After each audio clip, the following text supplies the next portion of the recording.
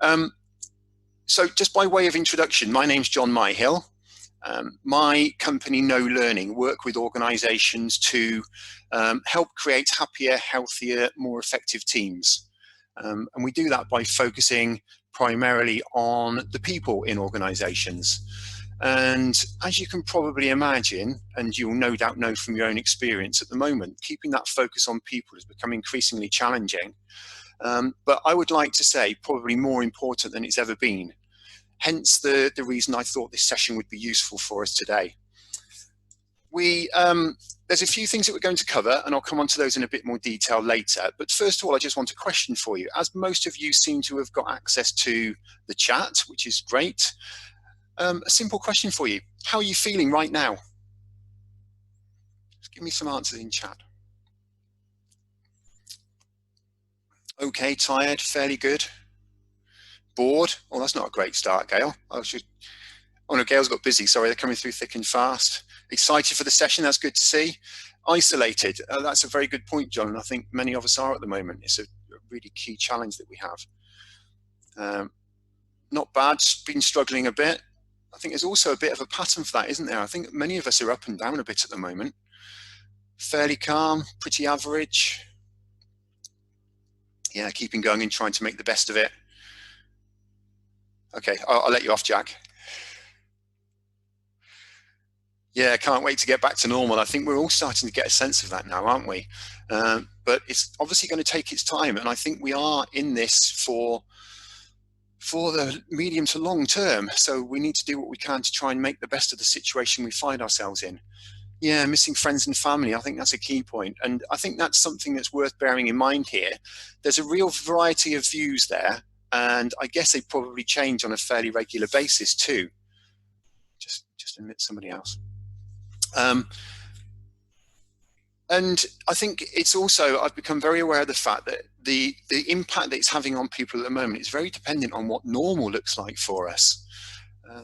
You know, the people that you're surrounded by or not, you know, if you're by yourself, how much contact you tended to have socially with people anyway, and what your work situation currently looks like. Now, clearly, we're all finding ourselves in different situations, but whether you're managing to work from home, or you're furloughed, or you're still having to attend work as normal, there's necessary to have an impact, and something is going to have changed for you. So I think it's important just to keep in contact with one another and make sure that we check in, and we'll come on to that a little bit more as we work through the session. I think it might be worth me just giving you a little bit of background of where the session came from first. So the quote that you can see on the top of the screen here is taken from a session that a friend of mine attended on a damp November morning last year. And it was a wellbeing session that had been arranged by his employer. And one of the attendees approached the trainer at the start of the session and said, "If you tell me to breathe, I'm leaving." And that got me thinking, and there's some work that needs to be done, I think, in terms of supporting people's health and well-being. And I'm not for 1 minute saying that breathing techniques aren't useful, because they undoubtedly are. But there's an element here of us needing to find our own thing, find what works for us and our lifestyles. So what I'm not going to do in this session is dictate in any way. But what I am going to do is to suggest that there are some things that you can do and that we can all do together to support ourselves and one another, just to try and improve our levels of emotional safety in what is, let's face it, a very difficult time for many, if not all of us. That realization for me came at a time when I was asked to deliver a session back in December last year, planning to do it in March for an intensive care team based at Homerton Hospital in Hackney. Just so happens that on the 13th of March, when I delivered this session for them on a Friday afternoon, they just hours before admitted their first COVID-19 patient. So I'll probably never deliver a more timely session in my career.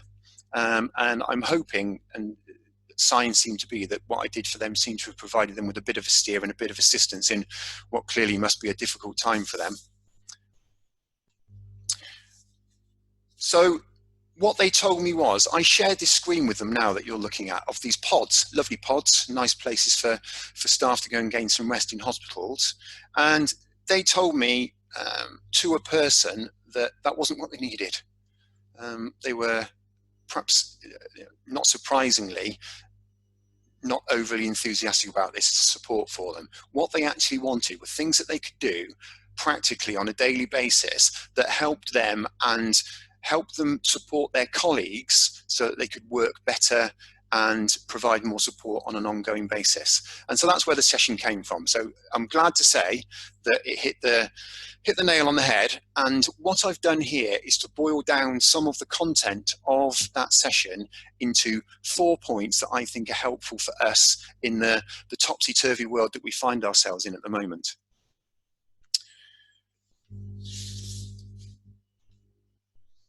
Bear with me. So the session focus itself, it's the 1, 2, 3, 4 of emotional safety as I've described it. So first of all, we'll look at a principle, if you like, a guiding principle that we can bear in mind that might help us with this situation. We'll then look at 2 fundamental questions that I think we can use and answer to help support the emotional safety and well-being of ourselves and those people around us. So that's today's focus. And then on tomorrow's session, which is at the same time, 10 o'clock, we'll look at 3 questions that I think help negotiate some pitfalls in relationships by encouraging us to respond rather than react to situations. And then finally, we'll look at 4 categories, which are organizational things, really, which help us to avoid and reduce the level of anxiety and stress that we're likely to be feeling at the moment. Hopefully that makes sense for everybody. And you'll see on the right-hand side of the screen here, meter. Now, meter is a really straightforward tool in the simplest terms. It's really an illustrative tool that helps us think about the way our mental health and well-being can fluctuate during the course of a day and what we can do to boost that and what potentially has impacts on the quality of that well-being. So we'll come on to that a little bit later. Before we do, although we're going to be focusing on what we can do to support one another, I just wanted to talk about self-care briefly. Now, from the dim and distant past, you may remember this. It's an aircraft. Hopefully before too long we'll get to the position where we'll be able to travel on them again. But you'll remember from the care briefing, the safety check that the cabin crew give you when you board a plane, that they always talk about fixing your oxygen mask before you try and help anybody else with theirs. And that principle absolutely applies to what we're going to be talking about today. There is a tendency, I think, for any of us who have responsibility either in our personal lives or professionally for others, to focus on their health and well-being at the expense of our own. And as you can see from the quote on the side here, it's really important that we make sure that we maintain that focus on our own health and well-being, because we're in a much better position to be able to support others if we're in a good place ourselves. So that self-care note is underlying the whole session, and we'll come on to some of the specific things that you might be doing at the moment that you're finding helpful shortly. So let's go on to this first principle. So a quite straightforward statement, really. Clear is kind, unclear is unkind. Could I just ask you to use chat and just give me a yes or no to indicate whether you've encountered the work of Brené Brown?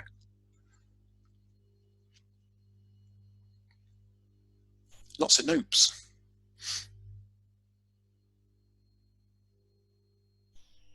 Okay, that's interesting. So it's worth a look. So the reason that I've used this quote is I think it gives us a really good steer here. Brené Brown is a professor and lecturer, and she particularly focuses on how we use vulnerability and courage and empathy in our relationships, but particularly in the way that we lead and manage in organizations. She has got one of the most viewed TED Talks, which was on leading with vulnerability, which has been up about 10 years now. And she also recently published a book called Dare to Lead, which if you're doing a bit of self-improvement or doing some CPD at the moment, it might well be worth either a quick read or a listen. It's available on the usual platforms. I'm not taking any money from that. You'd be glad to hear, but it's worth a look. Anyway, what's the point of it here? Well, I think that we've got a particular challenge at the moment, which relates to being able to be clear about the position that we find ourselves in and the instructions that we're giving to the people who work with us. And when we're talking about the clarity and being kind rather than being unclear and unkind, it's really about avoiding giving people half-truths, because that can be unkind and leaves often answers, sort of fails to answer as many questions as it should do. There's always a risk, I think. I'm not sure whether it's increased at the moment, but there's certainly some evidence of it, of talking about people rather than talking to them. And if you've ever been on the receiving end of that, you know that's not particularly kind. And it's really important, I think, particularly at the moment, that we're clear about the purpose of why we're doing something, the intention behind that, particularly in times as we are in at the moment, where there's a great deal of change taking place. And then perhaps most importantly of all, being very clear about goals and expectations. Expectations of most of us have changed at the moment. We're having to work in different ways. We're encountering challenges in the way that we work that we probably haven't done before. And also, I think because we're changing the way in which we're working, if you're responsible for a team or some tasks that you need to distribute amongst a team, you're probably doing that differently. A greater level of delegation, perhaps, or asking people to perform tasks and roles that they wouldn't normally do.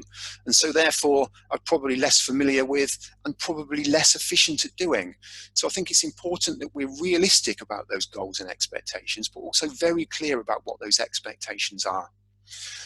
And another thing which I think it's worth calling out here is the importance of making sure that when we do have contact with people, that it's about checking in rather than checking up.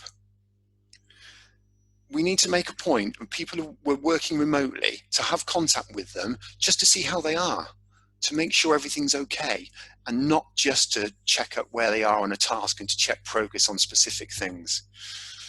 But it's also important to make sure that we don't fall into the trap of having complete radio silence and nobody having contact with anybody at all. So keeping those communications up is really useful and I think essential at this time. And another thing that relates to this that I wanted to share with you is what I call the communication bubble. There's always a risk that when we're making decisions within teams, that the people who are involved in those decisions, the decision makers, have a very clear understanding of what the process has been to get there, what the background is, the whys, if you like, not just the hows of a change in process.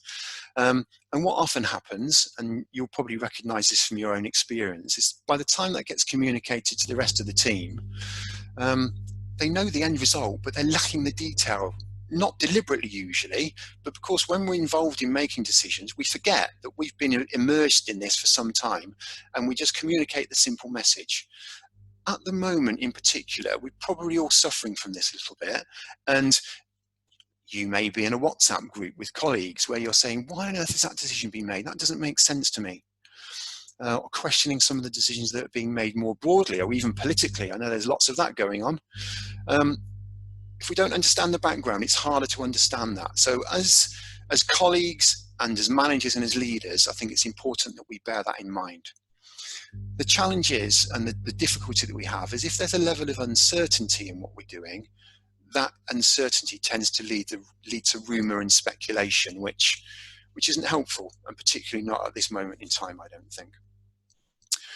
So that's our underlying principle. Now let's move on to what I've described as the 2 tests for emotional safety.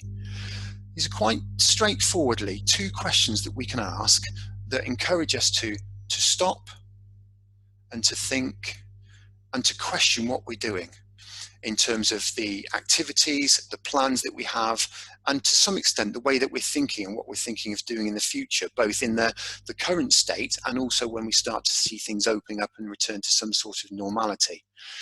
So the first question is what I'm doing helping me or harming me? So I'd like you just to use chat now, if you would, to share with the group what you're finding at the moment that you can do in terms of your health and well-being that's supporting you through this period of change and difficult times. So what at the moment are you doing that's helping you?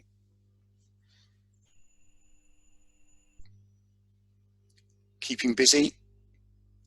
Yeah, walks and time out? Yeah, lunchtime bike rides, just talking my language. Walking, gardening, yeah, taking a break, walking the dog. Dogs have ever been quite so popular as they are at the moment. Talking to friends on a daily basis, really important. Exercising, good. There's some really good stuff coming through here. Trying to stick to a routine, yeah, it's really good advice.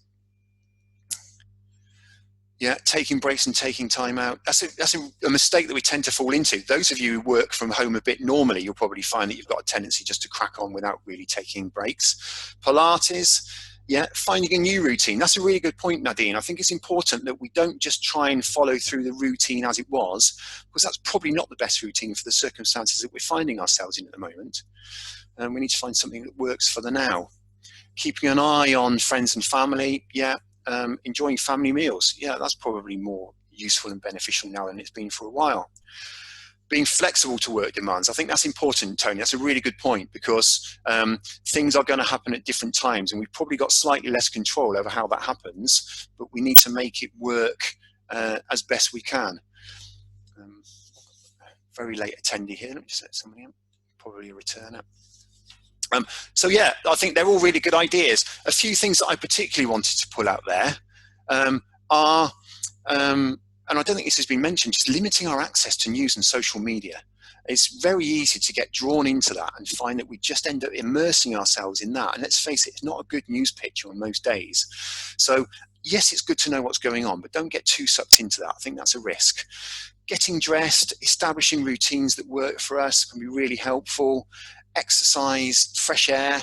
I'm involved in a couple of virtual coffee mornings. I've never been a coffee morning person in the past, but they've been great. Just everyone just getting around, just having a general chit chat, not necessarily colleagues, but a collection of people from all over. A couple of times there's been 20 people on there. Just for a quick 20 minutes, grab a brew and have a chat. Finding your thing is what this is all about. We need to find something that gives us an opportunity to switch off and think about what we're doing and perhaps do things slightly differently. And it's about you finding what works for you. So there are clearly things that we can do that provide us with help. And I'm not going to ask you about the harmful things, because quite often they're just the opposites of what we've said here. So I'm not exercising enough. I'm not taking breaks. I'm not being careful and watching what I eat. So let's move on instead to what we can do to support one another in this. Question number 2 is related to the first one, but just with a similar perspective. So is what we're doing helping or harming those around us? Now we can apply this to life generally, but predominantly I'm looking here at organizational things from a work perspective. So if we're making decisions at the moment, it's quite useful to give some consideration to the decisions that we're making and the organizational structures that we're getting set up at the moment to support what we're doing, and just asking ourselves whether they're helpful or harmful to people. Now, clearly in one way they're going to be helpful, but in terms of their emotional safety and well-being, you might find that there's things that you can do, just tweak slightly, that can make all the difference. So initially, the first option might not be the best option to go for. And I describe this as a well-being impact assessment in its most straightforward times. Just think, this is what we need to do. This is the challenge. This is the solution. Now, before we implement it, let's just stop and think, is this going to be the best way to do this from our people's perspectives? And they're both valuable questions. I hope you can see the value in those, but they're of no use at all unless we're willing, ready, and able to take some action as a result and do something differently, having asked those questions. So let's just move on now to the meter, and this will help us to start to think about what we're doing to support ourselves. So I use this just to get over the fact that our health and well-being is on a continuum. And if you view this in the same way as you view the fuel gauge on your car, what we want to do is try and start every day in the green.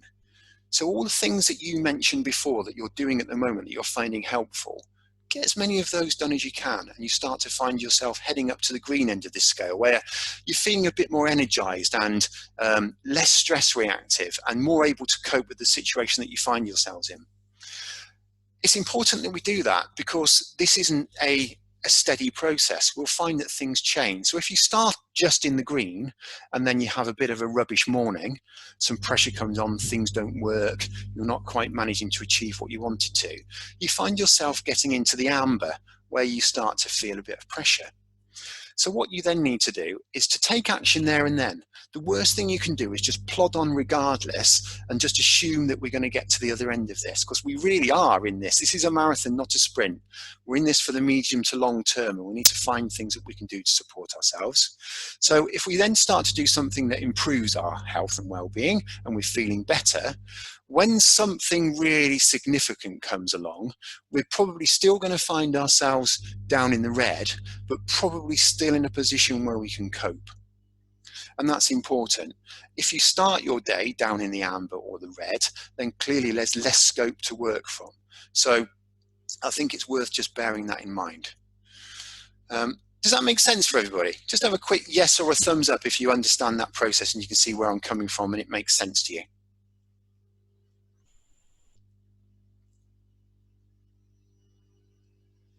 Smashing.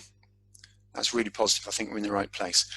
So just before I finish today, I want to share a little bit of a bonus thing with you, if you like, which very much relates to this, but it's specifically, I hope, going to provide some benefit for us at the moment.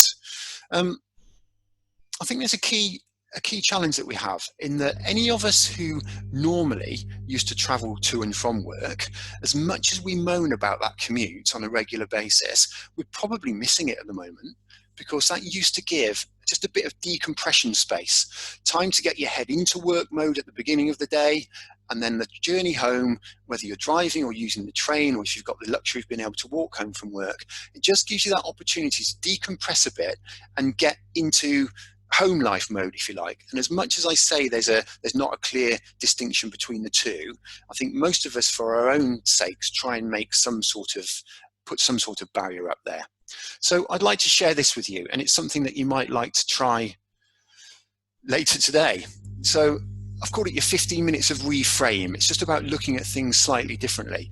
And I've used this in the past, but I think it's particularly useful now. And effectively what it does is, by one simple shift in your thought process and a different way of working, enables you to get a bit of separation and also a bit of reconnection with the people in your personal life. Because even if you've been sharing a space, probably been fighting over a workspace on the dining table, or trying to find somewhere you can sit, and if you're trying to homeschool the kids as well and sort everything else out, it's been a lot. You've had a busy day, lots to think about. So try this. Take 15 minutes at the end of the day to say, right, that's it, I'm stopping work now, and sit with the people in your family and just grab a brew, grab a drink, and ask them a question. Just ask how they've been. Start off with the question that I asked you of how are you feeling at the moment. Listen to what they've got to say. Look at what they're saying to you. I'll come on to the living alone in a minute. It's a really good point. And dogs can talk. Well, they can't talk, but they're very good listeners. And also just to try and comprehend what you've been told. Now, if you are living alone, I think it's really useful to try and do this with somebody else. Just get that first connection in with somebody and just check in and see how they're doing. So this is about focusing on them, not focusing on you. And you might then ask yourself, well, that's a bit one way. What's in it for me? It seems to be the case, and this is certainly the case in my experience and from people that I've worked with in the past, that the more that do this, the more it establishes a habit for both you and the other people. And you find before you know where we are, this has become a conversation again. But it's really important that you avoid some of these pitfalls. So don't get sucked into thinking about the bit of housework that hasn't been done or what you're going to be having for tea. Avoid your phone at all costs. This is 15 minutes of quality time to enable to reconnect and leave work behind. Don't leave your phone. If you can, leave it in another room. Avoid all the distractions of other things. And perhaps most importantly of all, don't judge. So people aren't under the microscope here. You're not observing their behaviors and trying to find solutions. You're just trying to listen and understand where people are coming from. And hopefully, if you do that, you'll find that it starts to encourage the right sort of behaviour and just gives you that opportunity to switch off. And what it hits on is our basic fundamental needs. When we're talking about being engaged and being connected to people around us, we all like to think that we belong to our tribe, our group, our family, our friendship group, that we can be seen, and that we're being heard, that we're being listened to, and our concerns and worries are being taken seriously. If we do that, I think we can all find ourselves in a better, more positive place, and gives you an opportunity to replace what would normally have been your journey home with another way of getting that distinction between work and home. So just to finish, just a bit of a recap really on what we've talked about so far. I hope you've all found something that you can bring out of this session that will help you. So we've talked about just getting some clarity, looking after ourselves, and asking those questions. So is what I'm doing helpful or harmful for me? Is what we're doing helpful or harmful for those people around us?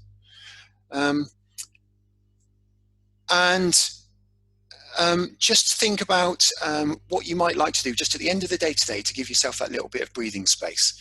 And we'll be back tomorrow. Say thank you very much for your input. I've got some contact details up on the screen there if you want to contact either Matt at Upskilling Lancashire or myself for any reason. And then when we're back tomorrow, we will at the end of the session provide you with some handouts. You'll get some material sent to you, one of which is the image that you can see on the left of the screen here as a bit of an aid memoir, but also some action planning activities. And just bear in mind that tomorrow's point, we're going to be looking at the 3 questions that we can help us to respond rather than react to situations. And also just encourage us all to think about the 4 categories that we can put our work into, the workload that we have at the moment that can help us become less stress reactive and able to cope with the ever-changing workload that we have at the moment in a meaningful way. So once again, thanks very much. Look after yourself and stay safe until tomorrow. And I hope you have a really good day. Thanks very much, and I'll speak to you tomorrow.